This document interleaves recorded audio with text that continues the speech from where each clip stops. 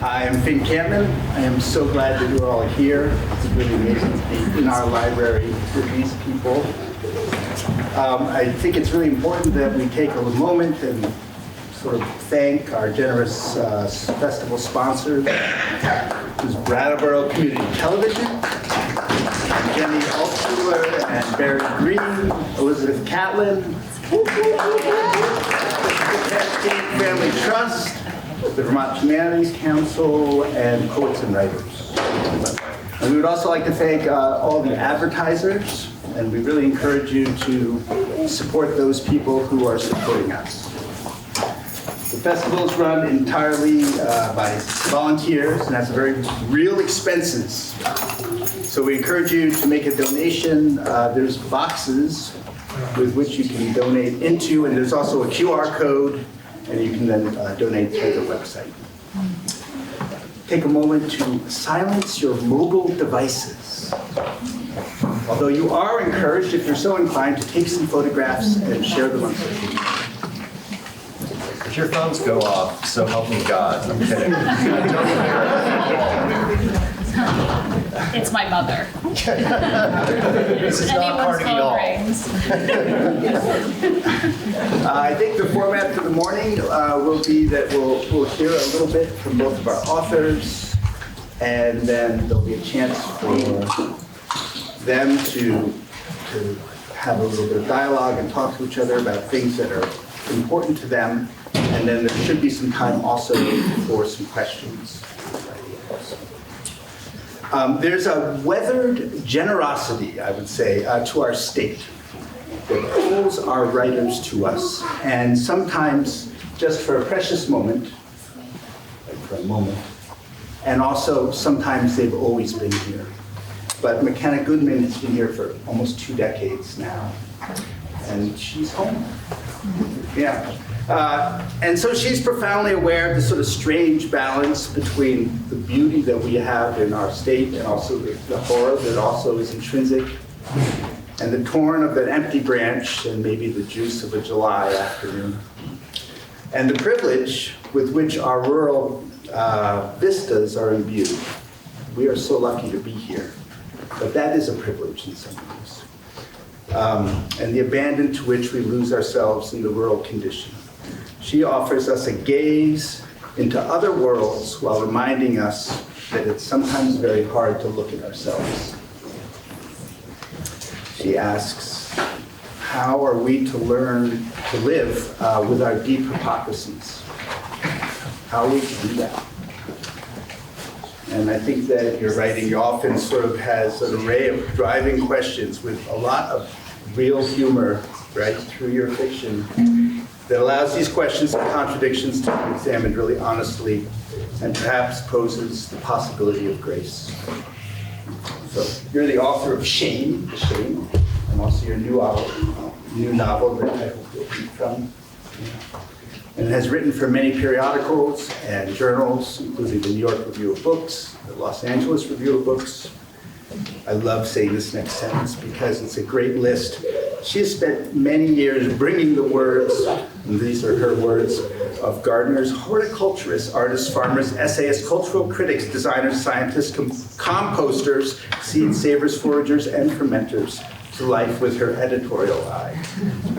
She's currently the executive editor of Timber Press, and please welcome Makenna Goodman.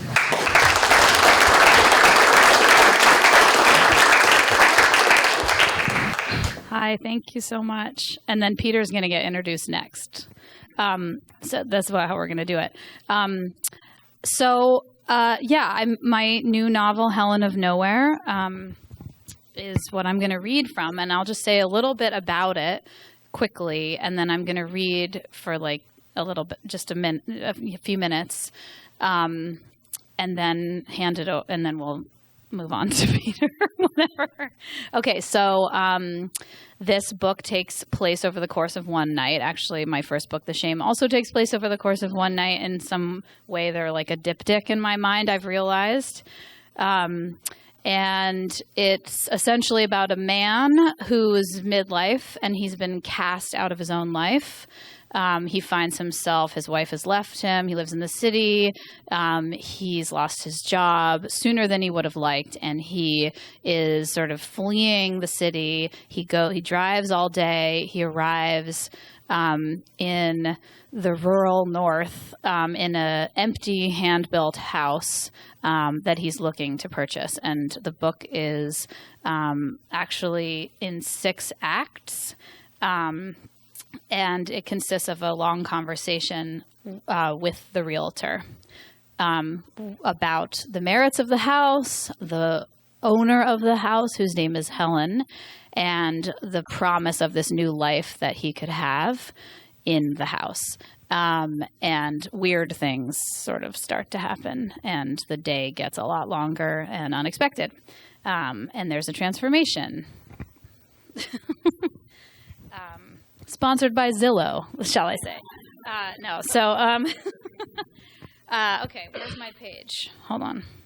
Okay, so I'm just going to read for like 7 or 8 minutes.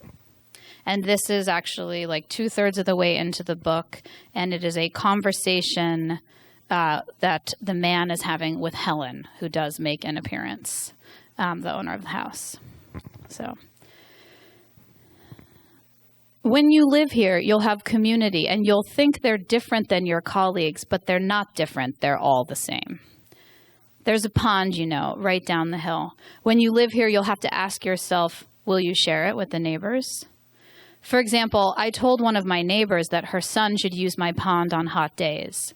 It was the right thing to do. I wanted to be generous, even though I wanted to be left alone. I wanted to be neighborly. The right thing was to be neighborly. The lakes had been treated, you see, for an invasive plant during the hottest days of summer, and they were closed to the public. I told my neighbor that her son was welcome to come to my pond and swim, but that he should be careful, that he should make sure to shut the door on the little cabin should he come in the afternoon, so the mice didn't take over and eat the towels. I said to my neighbor, if your son forgets to close the cabin door, it's not the end of the world. The mice will find a way in through a crack or a window regardless. It was very hot. For over a week, the boy didn't come. I figured he didn't want to impose. Maybe she hadn't even told him. Maybe she didn't want him having that kind of independence, swimming with his friends far out of earshot. I'll be honest with you, I was relieved. I thought, well, I'd offered it. And it was they who had decided not to take me up on my offer. They couldn't accuse me of being ungenerous, a flatlander with a nice pond who posts her land, who hoards her potatoes in the famine. At least I had offered. And yet I was happy no one had come because I didn't really want to share. I had only wanted to extend the invitation and have them ignore it. Maybe the boy told his mother about the time he saw me swimming naked, the other time he'd come by to swim without an invitation. I hadn't rushed to cover myself up. I was at the end of the dock with no access to a towel, and when he saw me, he ran away. Maybe the mother felt I had some kind of interest in the boy, some desire to expose myself to him, that I was a predator. But then I thought, she couldn't possibly think I wanted anything to do with her son. I was practically a grandmother. Of course, the mother must have known I hadn't meant that the boy should come swimming with me, just that should he feel the need to cool off, and that because the lakes had been closed, that he and maybe some of his friends should feel free to jump into the pond without feeling the need to call me and ask. It was an open invitation to share resources. Eventually, I stopped worrying about it. I enjoyed my swimming pond and was glad to be alone with the feeling that my solitude had been morally earned. But 2 weeks later, almost when I had forgotten about the invitation entirely, the boy came. One afternoon with some friends. I could hear them all the way from the house as the sound traveled up the hill. They were hooting and hollering and having a grand old time, and in a way it was pleasant to hear young people enjoying themselves in the water. But I was also troubled. It affected what I felt I was able to do myself. I found it hard to imagine going down to swim at the same time as they were swimming, and then immediately I found myself waiting for them to leave. I would be picking at threads in the cushions inside, waiting for sounds of the jumping and yelling to stop.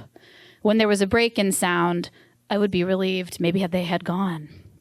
But they must have been playing a hiding game because the yelling would suddenly resume. The first day, the boys left around dinner time. And when I went down to swim, the water was still moving and it felt tarnished somehow. The tension on the water's surface had been broken and it was oily or soapy, or because the surface had been rippled, the water felt different when my body struck the surface. I didn't get the normal shock of cold. And although it could have been because how humid the day was, I attributed it to the boys and their bodies heating up the water. They came back the next day and the next. Both hot days where people would normally spend an entire day at the lake, but of course the lakes were closed. All day they played with a volleyball, jumped off the dock, paddled around in floating rafts they must have brought along. They were using the pond just as I had offered it, just as I had suggested they use it. This went on for some weeks over the hottest days of summer. The lakes had to have been ready. Why hadn't they gone back to the lakes and met up with their friends? But of course, the boys liked my pond because they could walk there and because they could be there without parents. I had never come down while they were swimming, so they likely felt entirely separate and confident and satisfied in their own private paradise. Why would they go back to the lakes when they were reliant on their parents for rides there and back? So they had to wait around for what would work with their parents' schedules. With my pond, they only had to make up their minds because it was close enough to ride their bikes. They didn't think about me wanting to use the pond. They didn't stop to think, is this the moment that Helen will want to swim in this heat? They had no idea I wanted to use the pond, but of course I wanted to use it. It was hot out, and it was a beautifully cold pond. The truth was, I did use the pond. I got my time in early, before any of them got up and ate breakfast, and then later in the evenings when the surface tension righted itself after they left. Anyway, the boys came every day one week when I was making hay, and I didn't have time to think about them. I only noticed they had been there because of the orientation of the chairs and the arrangement of the sand and the other smaller things that had shifted during their visit. But they never left any trash. They always closed the cabin door and in general were respectful and courteous. I had to admit, the pond was a pretty good example of the commons. But one day, I got a phone call. My neighbor told me a boy had been taken to the hospital. Did I know they had been drinking at the pond? I had no idea. Yes, they had been drinking and playing in the water, and one of the boys had pushed another one's head under, and he was drunk enough that he passed out, and they had to give him CPR, and one of them ran home, and she had driven them all to the hospital. Thank goodness I was home, my neighbor said. He could have died. I told her I was happy to hear that everything had turned out okay with the boy and that she must have been terrified. You should have known they were drinking, my neighbor said. You should have paid closer attention. It was outrageous. This had nothing to do with me. They had let their children purchase or steal alcohol. They had let their children run free. They had allowed them to risk their lives, and it was not my job to take care of them. That was not the deal we had made. I explained this to the mother and said my house was way too far from the pond to even know the details other than hearing distant shouting, and I had been haying that week, so I was on my tractor and therefore could hear nothing except the sounds of my own thoughts, and just barely. Did they really expect me to go down there and check up on the boys? Ridiculous, I said to the woman. Then she told me they were planning to press charges because it was my pond, because one of the boys had almost died within earshot of my house, and because of my negligence, letting the children play in the pond and drink alcohol in the pond as if it was my duty to watch over them, I would have to pay.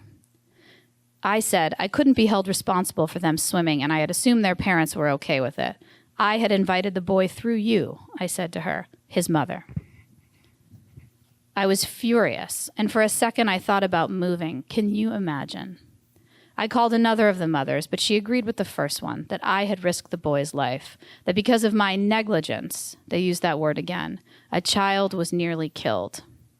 I explained my reasoning and told the mothers they should watch out, that her children weren't doing worse things. Where did they get the alcohol anyway? Had they checked their own cabinets to see what else was missing? If they hadn't been drinking, I said, everything would have been fine. It wasn't up to me to make sure they abided by the law, and they should be careful I didn't report the mothers to the state. They should be careful that I didn't send over a truancy officer to do a welfare check. I said it probably was obvious that the boys were not invited to return to the pond. And indeed, the boys never came again. I should have never invited them. There's a price one pays for being generous, so just be careful.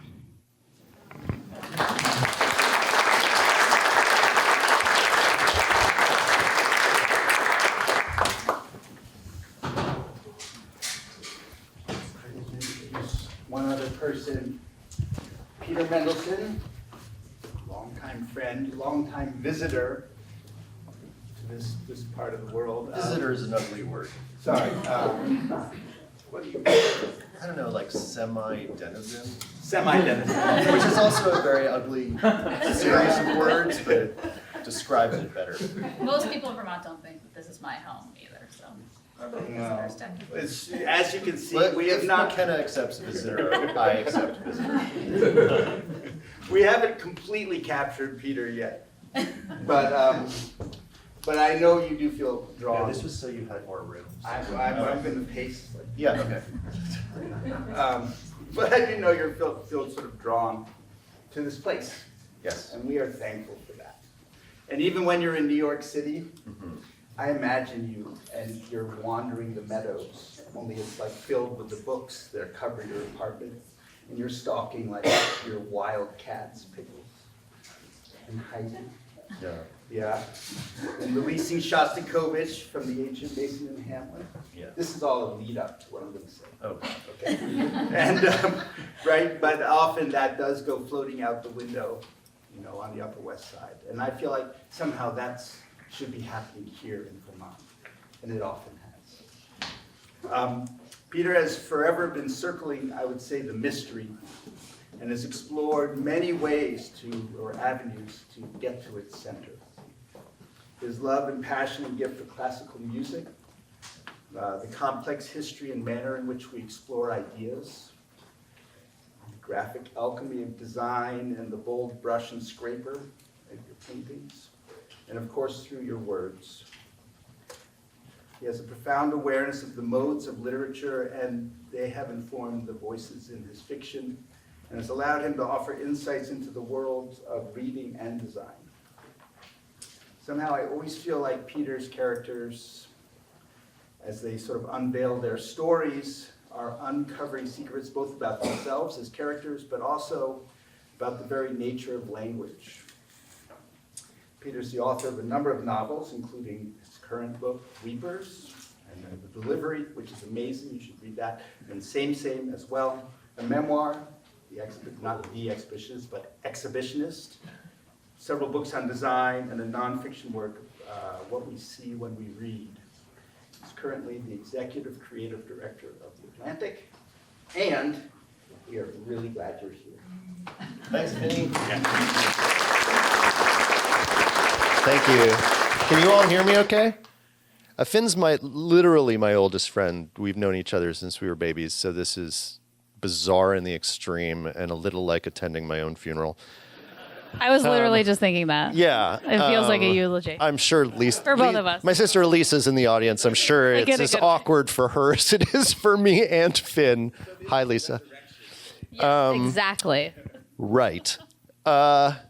So where to begin? I mean, I would love to avoid talking about myself. I will just say very quickly, I know we're going to talk to each other after this, but I just want to say I found your book very beautiful, and hearing you recite that passage of Helen's, it didn't occur to me, I guess I read it too quickly, but it didn't occur to me the parallels between that story and the man's story, in the sense that there's all of this good-natured, well-intentioned action that's a little bit self-aggrandizing that ends up kind of blowing back in terrible ways, which is kind of brilliant. I loved that.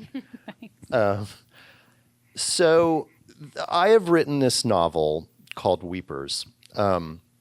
This is actually the first time, I've had to introduce it as a book, because it came out in June, and almost every event or whatever it is has been an interview. So I've never had to explain the book because everybody has done that for me, which is very neat. I've also never had to read from it, because when you do radio, there's not a lot of time or whatever it is, and so they ask you to read a sentence, and that's great. The problem with me reading is really that, in the parlance of, you've worked in publishing in New York, right? Yeah. Yeah. Still do.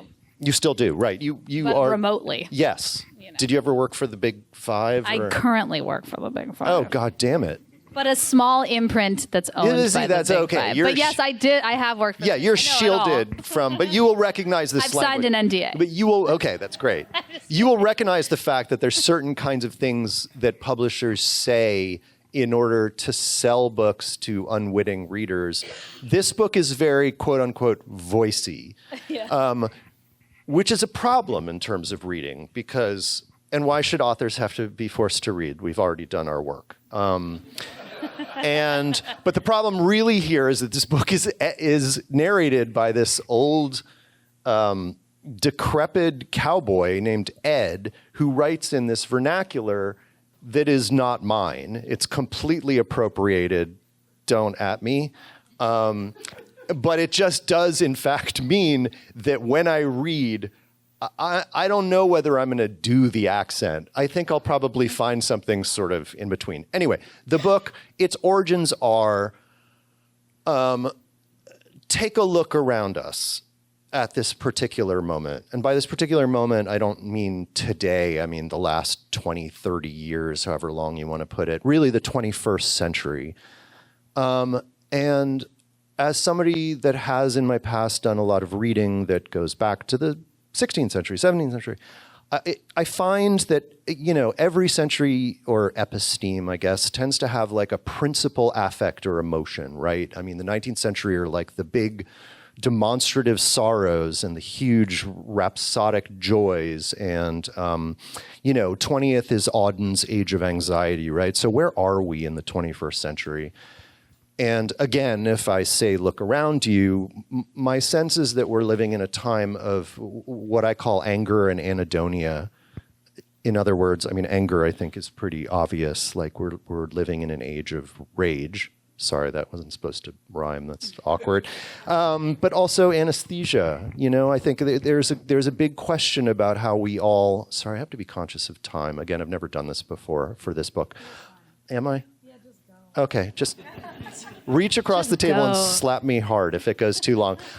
So how do we contend? I mean, the two things are related: anger and anhedonia, in the sense that, like, how do we contend with the extreme anxiety, the extreme anger and confusion that we're confronted with day after day in now. And I think that there have been some normalized responses, one of which is rage. In fact, we see a lot of that. And the other is numbing oneself to what's happening. I know that I have participated in both of those modes, but being what I like to I think of myself as a sensitive person. I also, for me, I feel it a lot, and in the sense that it makes me want to cry. It makes me sad. It makes me it makes me feel losses of various kinds, and I've had several of these over the last few years, real losses. All of this is to say that I started to imagine a kind of adjacent magical world in which sensitive people would be paid to cry at funerals. And the reason is that this is this putative future or now in which everybody is in fact numb and unable to summon these kinds of emotions that I'm talking about. So what would, and by the way, weeping is a completely, to use this word again, normalized profession all over the world. And in fact, we have these people in this country. I did some searching to see who's available, and Twitter is really rife with people that are offering their services. There was one guy who had a price list that was really interesting, and it went everywhere from like sniffling to what he called Bahamian wailing, which was really expensive. So I am not summoning these people out of whole cloth. The conceit that's weird is that this is just like any other job. Like essentially these weepers are like construction workers or what have you. And the main character narrates this story, and he and this sort of cohort of sensitives, a bunch of oddballs essentially, they go into this dusty lot every morning. This guy named Reg who lives in a trailer, and he calls out the jobs from his clipboard, and they might be a wake or a shiva or a funeral or whatever it is, and if your name's on the list, you hop in the van and off you go, and you pump out a few tears. And I think what I'll do, again, not having done this before, at Finn's house last night, I made a little set of sticky notes so that this could be kind of modular. I'm going to introduce you to Ed very quickly. And then I might read, I think the other thing worth saying without spoiling this is a messianic story. Essentially, these weepers do their thing. This person who's called the Kid, who is only referred to as the Kid, it's kind of a Western, takes place in the American Southwest. He comes to town and seems to have this preternatural ability to just open people up. So at these services and wakes and what have you, people start to cry again, but then they really start to cry. And once that paddock is opened, people start to feel a shit ton of things, like more than they should feel. And like any messianic story, again, spoiler alert, it ends the way messianic stories end. So what I'm going to do is I'm going to read you a little bit about Ed. I'm probably way over time already. And then I'm just going to read one of these ceremonies that goes bananas. Okay, Ed. The epigraph is, don't cry, you'll rust your spurs, which is from countrywesternclassics.net. There's about a score of us weepers in state. We can it should be like there's about a score of us weepers. I'm not going to subject you to that. There's about a score of us weepers in state.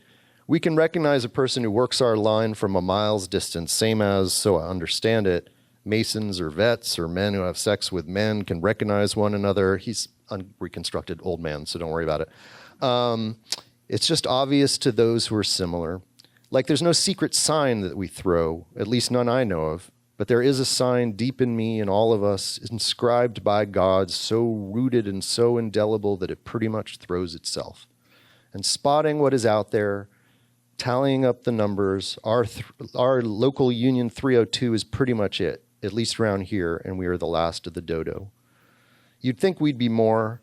It began as a small enterprise, not more than a novelty service like singing telegrams or birthday clowns, but it had become decent money, relatively speaking. There was a need, in spades, look around, more need than ever, but fewer every year could meet it. Fewer have the stomach or talent for it, weeping professionally, weeping day upon day, clocking in and out, and never leaving it at the office either. I'm a weeper as soon as I awake until the moment I sleep.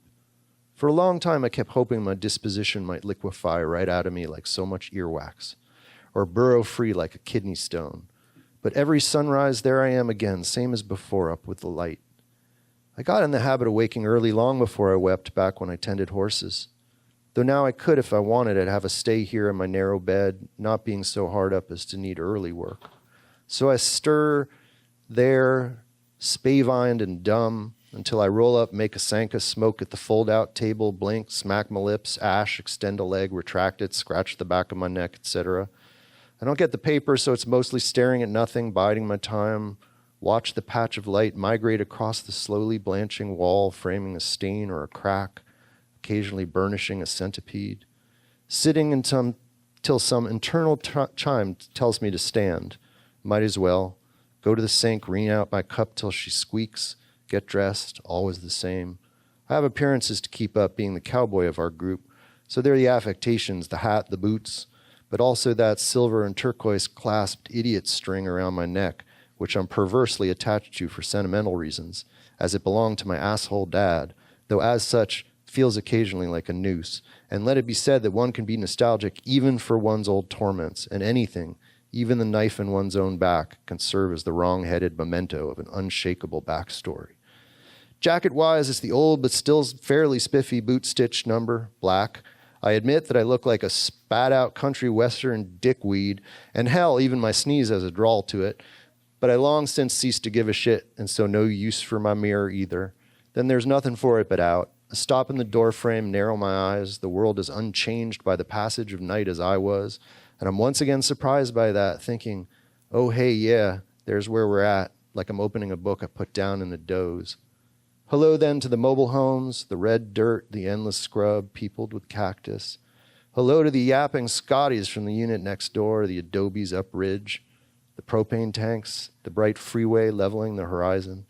Hello to the sky scarred with contrails. Hello and a big fuck you to the sun's full and disrespectful aspect. Out and down, rapid two-step, avoiding the crispy daubs of dog shit, Catch my breath up in the truck, put the visor down, check the rear view, which is always a keen reminder at how wilted around the eyes I've got. Turn the knob, summon some crap mid-twang. Out of park, pedal down, dirt roads, paved streets, highway, pull off, open the old gate, park in the dust. The lot, the gang. Chit-chat, boredom's low hum. Might eat a sandwich if I packed it. Out comes Reg. If my name's on the clipboard, I'll hit the road again. The venue, Jesus on the Mount normally. But we do all the others as well, all the different beliefs. We look equally upon all and sundry, and there isn't a congregation of any sort that does not need our help. Whatever it ends up being, I lumber in, pop a squat, show begins, summon up that quiet dignity, and my calling rises up. Tears. Then the afters, family assorted, condolences, thanks, gratuities.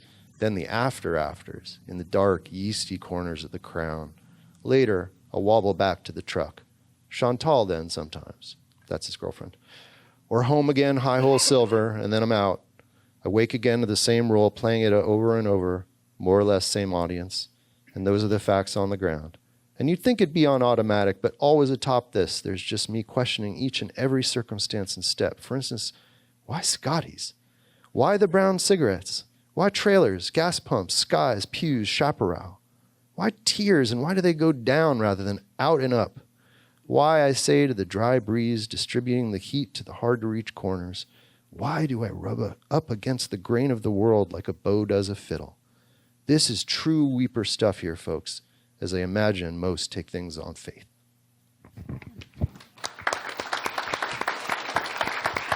Thank you. I'm struck by the absurdity. I mean, Yep. like and this idea, like you're juxtaposing, if I may, Please. like May away. the kind of trope of the uber masculine American male, Yes. the cowboy, Thank you. know, and Yes. and weeping, which is like the opposite Exactly. of right, like what Yes. you would expect. And I think I would add, I love the way that you're talking. I haven't thought about like centuries with emotion, and I think we're also in an age of absurdity, and Yeah, that's true. of just like At best. yeah, at best, right? Yeah. Of like like cruel absurdity. Yeah. And I think both of our books are actually dealing with that, of Yes. this like, and also the absurdity of man, Yeah. both Yes. male Yes. and human. Yes. You know, like what are do we? know, yeah. I think there's like an existent. I mean, I'm not a man, but boy, did I grow up in What? an era of men. Yeah. Hey, listen. I consider myself an expert. Thank you for noticing. The truth is that this book I was going to set pretty much anywhere, and then it did occur that it was important that it be in sort of a macho locus and narrated by, as you said, exactly. And, and your book is, I mean, it's hard to say. I mean, it's very much about men, and it's very much about women, and it's very much about hauntings, and the way you handled the opening, the man's section, the first bit of the book, I thought was so incredibly deft, because you managed to make him simultaneously sympathetic, and then rode that razor thin line of, I mean, you just knew that there was another POV coming, and then he gets it in a way that feels both earned and also maybe over the top. And I just thought, speaking of masculinity and the way have been trying to contend with it, and the backlash to the way that we've been trying to contend with it, I really do feel like you handled that in a very deft fashion, which was great. But I also wanted to say about your book that in some real way, I mean, I should say that I've stopped reading contemporary fiction altogether. Your book is pretty much the first work of contemporary fiction that I've read maybe in years. And I was so heartened. I mean, one of the reasons is like realist fiction, the tropes, the narrative arcs, all of it. And you write about this in Exhibitionist. Yeah, anyway, right, I know we're not supposed to talk about that book, but it's really good. No, there's a screed. But it was so nice to see that you'd written something that was so formally inventive, this four-hander, Is it a four-hander? How many people do we have here? Oh, yeah. I should say, so each act is told from the perspective of someone else. So there's man, realtor, Helen, and his wife. So Yes. The wife is she called the wife or? She's called the The wife. wife, right. Yeah. Okay. Which leads me to something I wanted to ask you. I'm so interested in parables. And I was just wondering the extent to which, I mean, you chose a very distinct way to tell this story. You could have chose others. And there was something in me after I read it where I felt like there is something, I mean, minus the sort of clear ethical takeaway, the moral, that there is something kind of, and in fact, the fact that you don't name the characters also added to that feeling of a kind of parable. Did you think about that at all in the writing? Yeah, I did. It's so hard to talk about books that I'm assuming like most of the people in this room have read neither of these books yet. So it's kind of like a funny thing to do because you're like, it's kind of, but I'll answer your question. Yes, I just please had do. to give a caveat. Right. Yeah, I mean, I like, who was I just talking to about this? Okay, so I think I also have a similar problem with contemporary fiction. And I don't feel like you're saying that in a snobbish way, and I'm not saying it in a snobbish way. But I do have, it's just real, it's like true. And it's not that I don't like any contemporary fiction, but there's something, I think it has to do with what you're talking about, this age that we're in and the industry that books are made in and what the industry demands of its sort of literary fiction writers. And I think there's just, that's there. It's like in the soup, it's like New York bagels are the best because, the New York water. It's like that kind of thing. Right. I don't think they're the best. Shots fired. I think Vermont's got great bagels. Okay, but shout out to Wizzo's Montpelier. Just saying. Anyway, sponsored by Wizzo's. This event is officially ended. I can't go on. I know. I did grow up in New York. Parables, Makenna. Partially parables. Leave bagels alone. But my point is that I think the reason why you're all here, even though like maybe you haven't read the books yet, maybe you're not even going to buy them. We hope that you do. But like, is that we like stories. This is the whole point of a literary festival. Storytelling is a liberatory thing that has held humans in its thrall since the beginning of time, or human time, constructed time. And I think that I'm really interested in old stories and how they're retold across time. And both of my books are retelling of old stories, really old stories.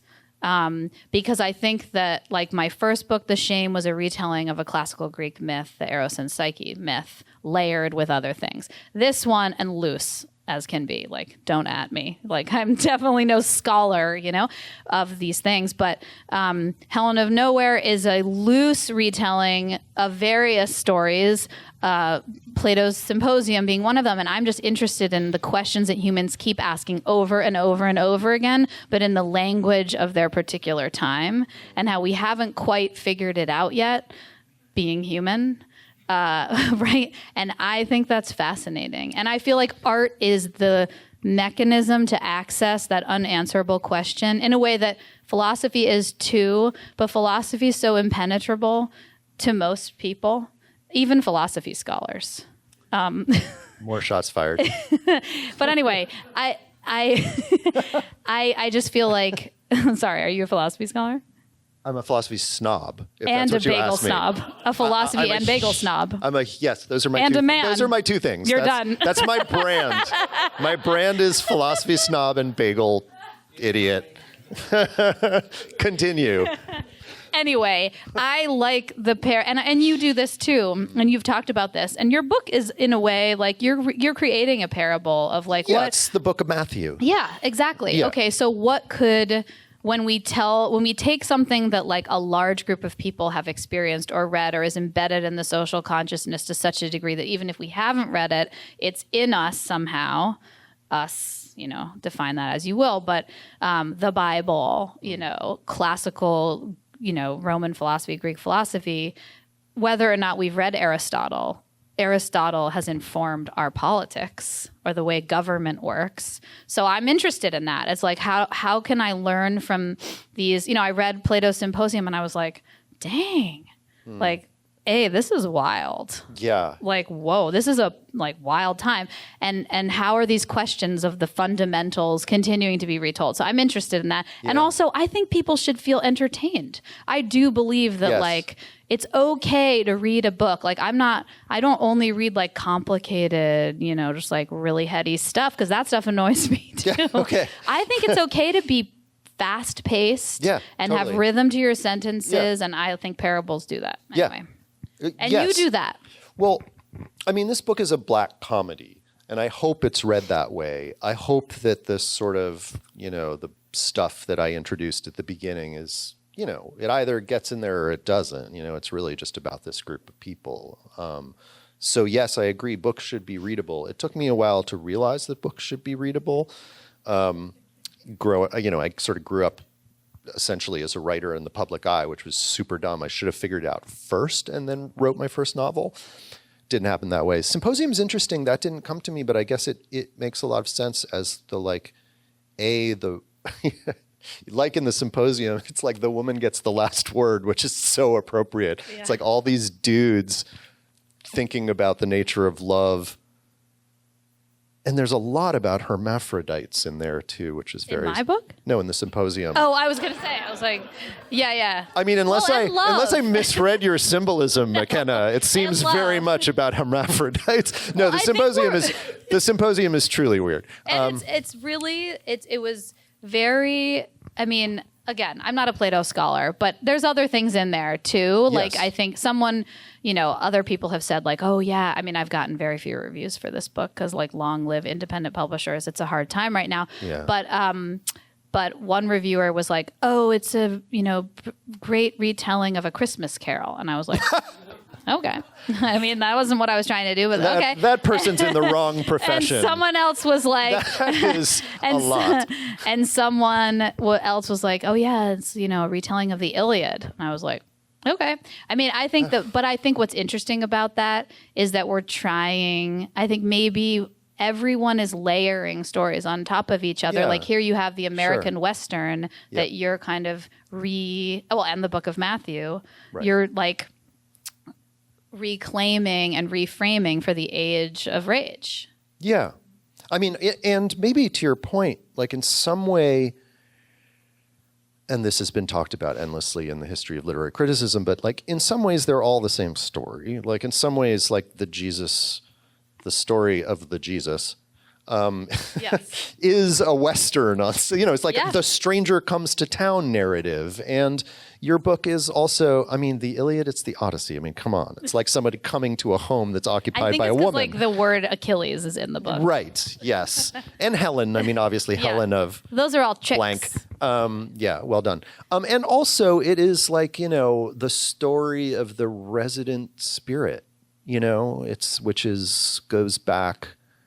I mean, that goes back very, very far and obviously is a huge part of many, many cultures, the idea that there is a resident deity of the household. And it's a book about, one of the last books I read before my great renunciation was Helen Garner's The Children's Bach. Oh, which I haven't read that. It's so good. And one of the things I love about it is it's a house book.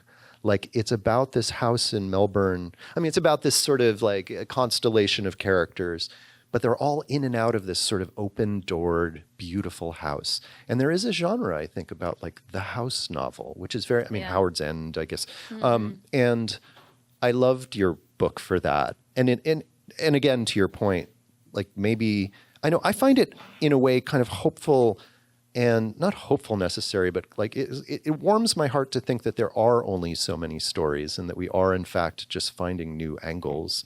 Do you think at some point we should let these people? Yeah, sure. Should we let you in on this? Is there a way people that this is that? supposed to work in terms of like passing a mic, or people just shout, or? While we're waiting for people to raise their hand, I want to pass the mic. Yeah, I want to also say I think humor is really important too, and I think that comes through in your work because that's a disarming and reconciling device that a lot of contemporary fiction. I don't know. I shouldn't say it's not funny, but whatever. Can I say one thing about that? Yeah.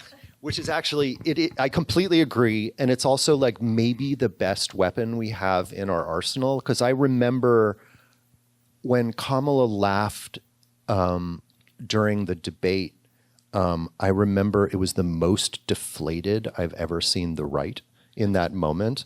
And there is some intense power, I think. You're right, it's disarming, but in a moment where we're like completely without recourse, I do find that, I mean, long live Stephen Colbert. Well, yeah, and look at what they did to Kimmel. I mean, because humor is an important weapon. That's dangerous. Okay. Yeah, two things. One is I consider myself a semi-literate person, but I do not know the meaning of the word anhedonia. Oh, it means being unable to feel. Oh, okay. Yeah. So opposite of hedon. Yes, exactly. Hedonia, that's the opposite. It's a, Lisa would be able to tell you more because she's in the field. That's okay. The absence of joy. The absence. And the other thing is I really like the image of the Home Depot of weeping, which is the people standing out front waiting to paint or whatever and being called, and now avoiding ice agents. Exactly. But the whole concept of weeping, we've spent some time in Asia, and it's quite common. Yes.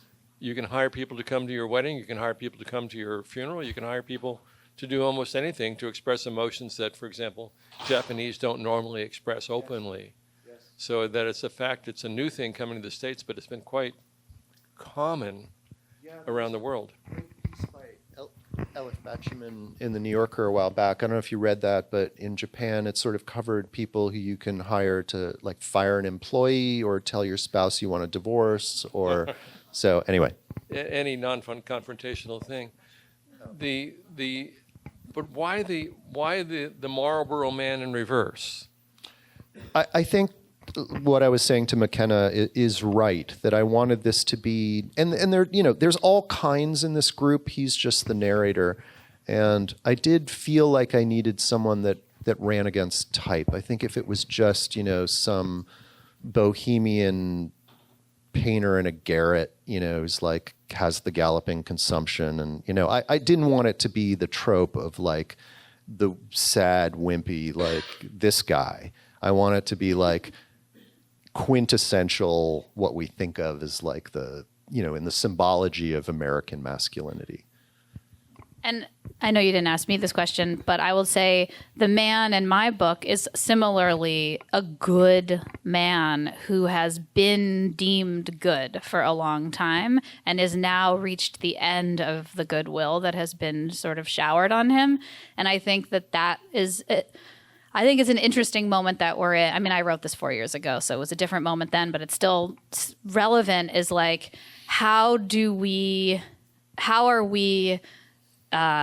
are tropes sort of reified, or like how can we escape descending into self-satisfaction if one considers himself an ethical person? That's something that I think about a lot. It's like, okay, so if I'm not the thing that I am othering as detrimental to humanity, then how am I looking at myself still as part of the problem?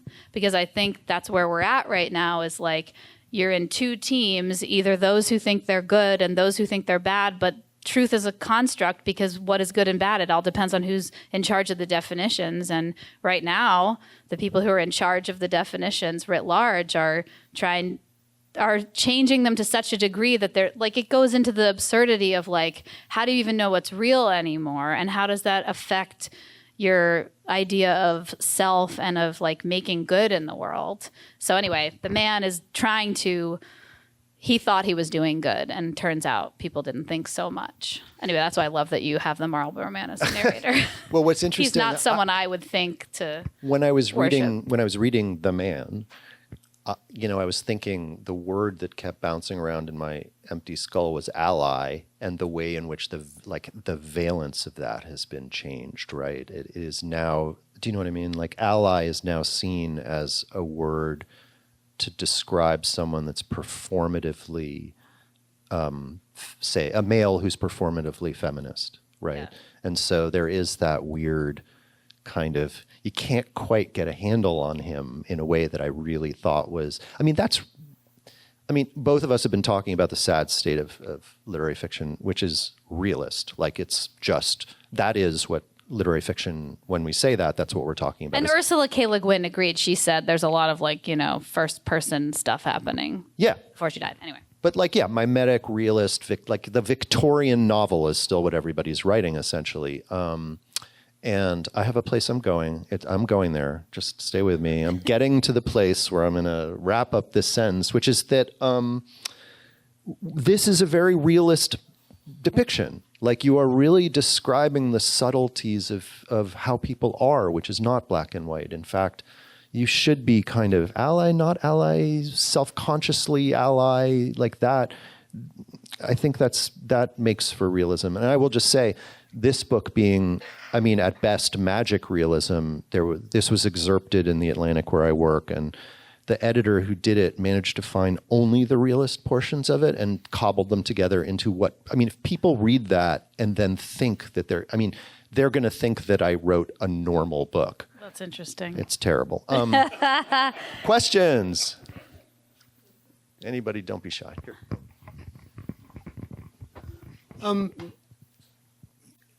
I'm not sure if this will come out as a question, but you talk about contemporary literary fiction as all the same.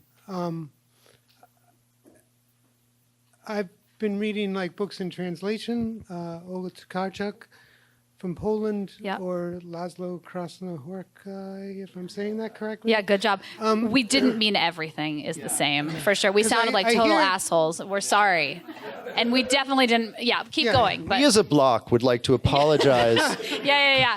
On behalf of- Yeah. I feel like, Yeah. we could spend 7 hours Yes. talking about this, but we hope we didn't generalize too much. No, but I hear elements There's good of stuff. Lots of Laszlo, the Hungarian writer, Yeah. in both your Krasnohorka. yes, Yeah. both your No, stories. both Nobel laureates. Yes. So, okay, I'm done. Yeah, there's a lot of amazing contemporary fiction from all around the world. We were talking about corporate industry. Did you interview What? Vigdis Hjorth? Yeah, I'm obsessed with her. Okay, she's another great one. Oh my Vigdis God. Hjorth. She's a Norwegian author. She's incredible, and she's contemporary. We didn't mean that. We were just talking about Yeah. the deadening of American culture. Yeah, Okay, and right. we should have been more specific. Am I And right? just and the Yeah. shittiness of the industry Yeah. that I worked in, that McKenna still works in. And I'm in gardening, so I'm not even, one of the bad guys. Okay, but like, yeah, for sure. And we could go on Yes. at great length about them. And I have Yes. like 4 books I just bought at Duchess Coffee that are all contemporary by brilliant people from all over the world. So yes, and that stuff, it's interesting because Vigdis Hjorth is hugely famous in Norway.